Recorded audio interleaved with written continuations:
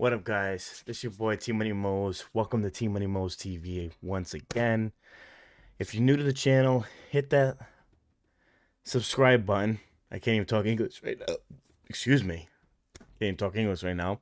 But hit that subscribe button and hit the like and hit the bell notification to get notified when I make new videos. If you like the channel, please hit the like button as well. I think I just said that like a few seconds ago. But I'm new here to YouTube. Anyways, let's just get right into it right now. I'm gonna do like a little breakdown of a video, some Easter eggs that I might have missed in the Halo series. I'm very excited. Today is March 24th. The very first episode of the Halo series is out, and if you haven't seen it, there's gonna be spoilers here. So, um, I mean, I'm loving it so far. This is like gonna be like kind of like a review slash breakdown of like Easter eggs that I might have missed in the series. But so far, I'm really liking this series so far, man. And as you can see, man, I'm repping all like Halo all day right now. You know what I mean? Like I'm all for this right now. I'm 100%. I've been here since 2001 when it all started on Xbox One, the original Xbox. Uh, I'm one of those old school fans, man, and I'm just so happy with this franchise. I'm so happy that we actually have a good like show. Like now, in my personal opinion, I think this show is awesome, and the way that they started off the show, it's definitely good. Uh, Over here, as you can see, this is Master Chief. Uh, the guy who plays the character Master Chief, Pablo, I think his name is, he's doing a tremendous job. I think he's doing pretty good. Um, you know, I think he's doing really good actually playing Master Chief. He's built for it. He's got the body for it. I think he's like six something. So he's doing all right. And I think that he's gonna basically kill this role. But right now, we're going to get into a little Easter egg. I'm going to do my review at the same time of this episode. So, this is episode 1. So, I'm going to do a little review about it. And we're going to do a little, like, review on, or reaction at the same time of Mr. Looper. Well, not Mr. Looper. His channel name is, excuse me, Looper. So, shout out to Looper. I'll leave his video in the description if you want to watch his video later without me talking. He's a good YouTuber. I usually watch a lot of his content. And yeah, let's get right into this, man. Let's get right into this. And I think it's so sick to see that this show it's really you know taking me by surprise. At first I didn't you know I all the other series that came out before this, like Forward on the Dawn, the even that old ass one that came out in the early 2000s, like it's probably like 15 years ago now. Um, Halo Landfall. That was another crazy like show, or I don't know if it was a show. It was like a mini YouTube movie or whatever it was. But any of you real Halo fans out there that watch this video right now, you'll know what I'm talking about. Halo Forward on the Dawn was good. Um, Halo Nightfall was good. I know a lot of people like to talk shit about it, but I liked it. I enjoyed it because it's Halo, and I just love this franchise. No matter what they give us, no matter if it's trash or it's this. I know a lot of people talk trash about Halo 5. It wasn't my favorite Halo, but it was still a good Halo game, and I enjoyed it and I played it. So Halo is bringing we're the gonna get video into game it. series to life Easter in ways eggs. large and small on Paramount+. Easter eggs that and I many might real have fans will missed. recognize the series' deeper references.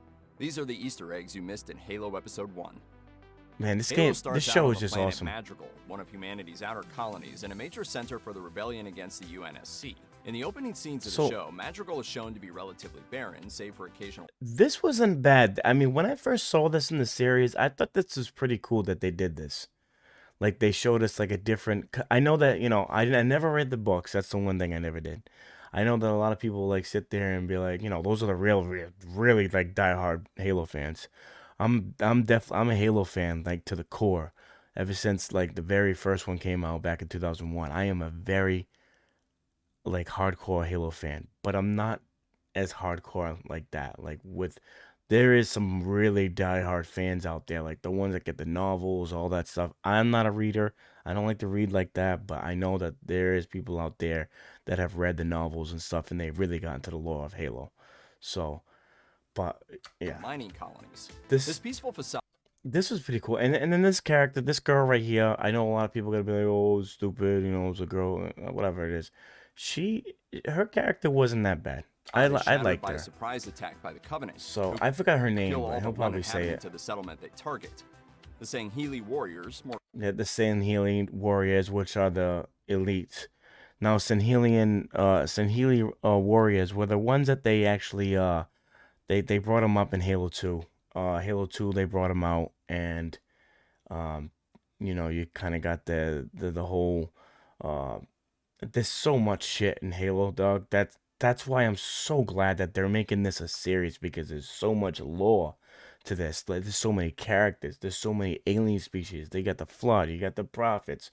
You got the Elites. The Covenant. You know, alien species that are in that religious group of aliens, like the Jackals, the Grunts, the fucking Hunters, the Elites, everything, man, and then even the Flood.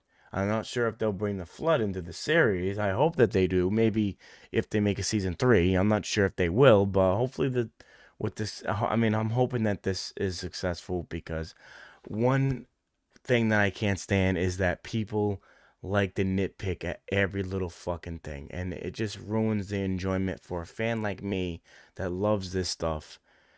And you know, to have people like bash on it and then get bad reviews, and then they don't make a season 3 or whatever it is because it didn't get good reviews. It's just, it kind of sucks, man. And so, especially for me, like, I enjoy this stuff no matter how it is and how it's brought to me. I still fucking enjoy it. more commonly known as the Elites in games, are in turn dispatched by the UNSC Spartan Squad Silver Team led by the Master Chief. That was so sick. Magical may not ring any bells for newcomers This is like a little review for me at the same time. to the Halo franchise, or even for those who play the games, but the planet does play a significant role in the spin-off novels, particularly Joseph Staten's See, the Halo novels I Cosmic never Harvest played. and I never Tobias played. I Barker's never Halo: The played. I Cold never War. read In the the original novels. canon, Madrigal is one of the first planets to be glassed But I know by the the novels Covenant. get really A deep into genocidal it, active so orbital attack people that who read eliminates the all life novels, on a world they'll and renders it they'll essentially probably like uninhabitable. it. You The know, show's version of Madrigal is a bit they'll be like, different, "Wow, as it I remains read that." unglassed well into And when you read humanity's war something, with and the if you Covenant. like However, look with into the heavy the narrative focus like the background of it, and then you get into the show, it's pretty cool. still being placed on the planet, its original fate may I don't know why eventually my catch up quality's with so it on fucking Paramount shitty. Plus as well. The first episode of Halo kicks into high gear almost immediately with a fierce battle between Silver Team and the Covenant Sangheili Elites. It's a great way to show off the kind of action fans can expect from the series early on. Yeah. It also features a number of specific references to the Halo video games. Several of those Easter eggs come in the form of the Covenant's weapons and sci-fi. And this shot right here, when the elite started like shooting up everybody inside I didn't think that I did not think that this show was gonna be this brutal. gear, much of which will be I was instantly very surprised. recognizable for longtime fans. While the design of the Sangheili armor is a bit different in the show, one of very few design divergences, their weapons and shields are spot on, right down to the little details. Definitely spot Anyone who's on. played the Halo games on the higher difficulties of Heroic or Legendary will empathize with the Madrigal Militia's inability to penetrate the Elite's shields, defenses that are heavily resistant to bullets but more susceptible to plasma weapons. The new series does a great job of Plasma weapons. Everybody should know. Anybody who's a real diehard fan, the plasma weapons have always been like the go-to weapon to use on elites and enemies that have shields. keeping these qualities of the shields consistent. Another Plasma great touch pistols, in the magical fight plasma is the weapons, plasma they pistol, all the classic Covenant weapon from the games. work better When on one the of the Silver Covenant. Team Spartans fires a charged shot from the plasma pistol at an enemy Sangheili, This the vent was on sick. top of the gun pops Boom. open to vent the excess heat, just as it does in the games. And the amount of like brutality that's in this series so far, like they're blowing off the fucking elites' heads and shit. That's something that they never really done even in the Halo like video games. Like when you shoot them, then the heads will blow off like what they do in the series. It's crazy. Additionally, the magical fight features incredibly faithful recreations of the energy sword in the Elite's active camouflage. I think If you that the thought the elites. Halo I thought that they did the elites good.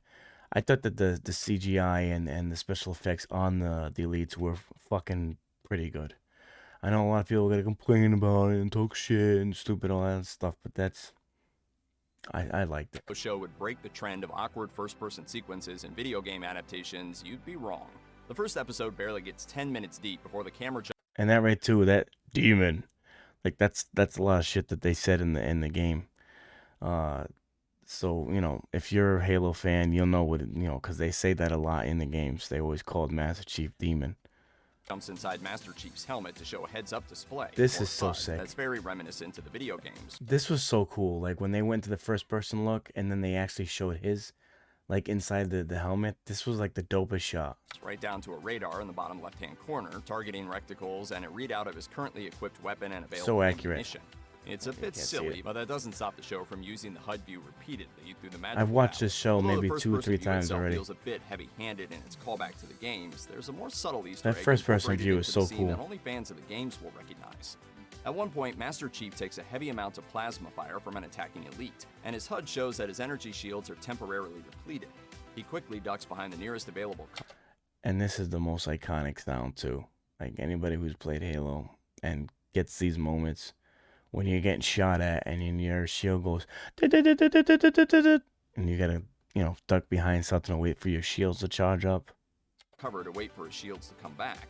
This isn't just a nod to I the just said mechanics that. of Halo games, which were some of the first to introduce the concept of regenerating shields instead of a traditional health pack system. It also uses the exact same sound effects for the shields being broken and subsequently coming back. I think I know what he's talking about. So the sound effects that I think he's about to play, fucking awesome. Every time I hear the sound effect, I always think about the classic days of playing fucking Halo. Anybody that's played Halo knows this sound. back.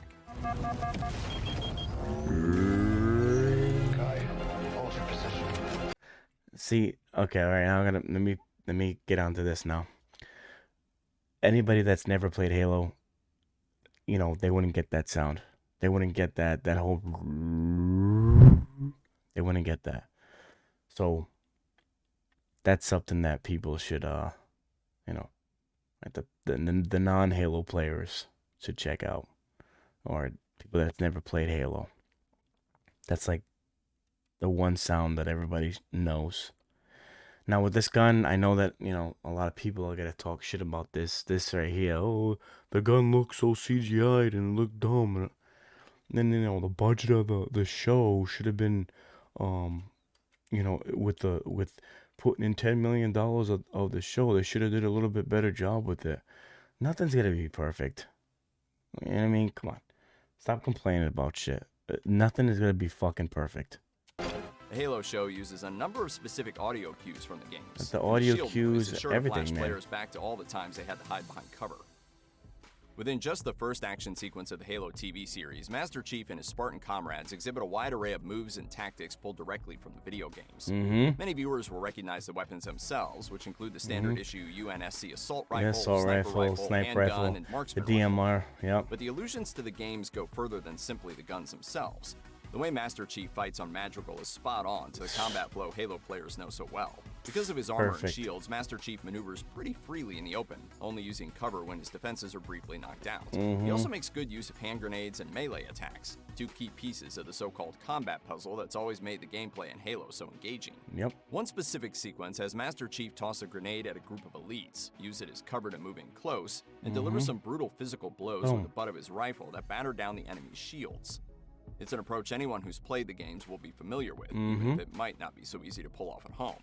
To top it off, Master Chief picks up a fallen minigun dislodged from its This mount is and something wields right it out of like the it's video nothing, game. a specific reference to a mechanic implemented in Halo In the 3. Halo. Yep.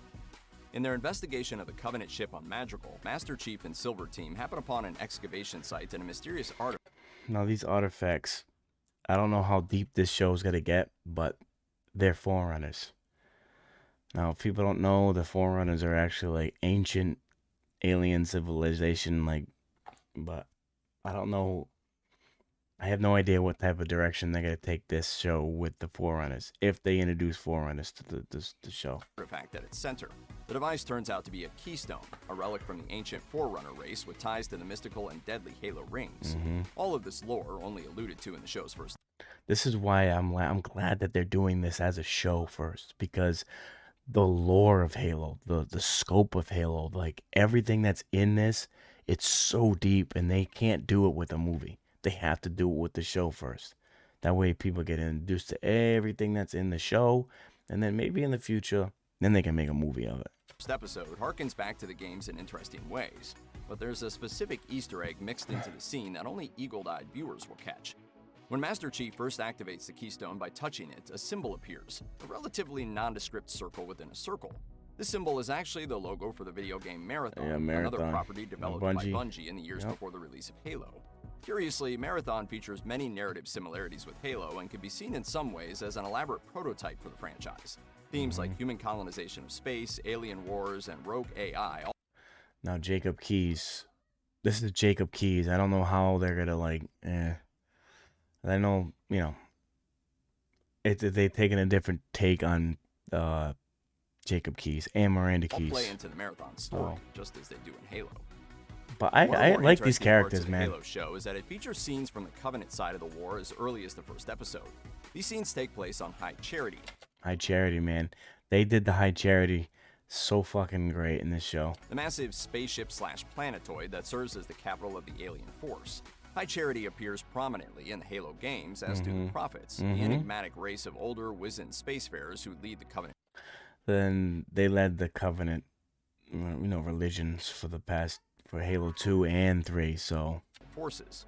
The show's version of the vessel is pretty much an exact match to the High Charity of the games, a bulbous mushroom-like structure of the Covenant's signature purple. The Halo scenes aboard High Charity in the series' early episodes. Now, the Prophets, they did all right.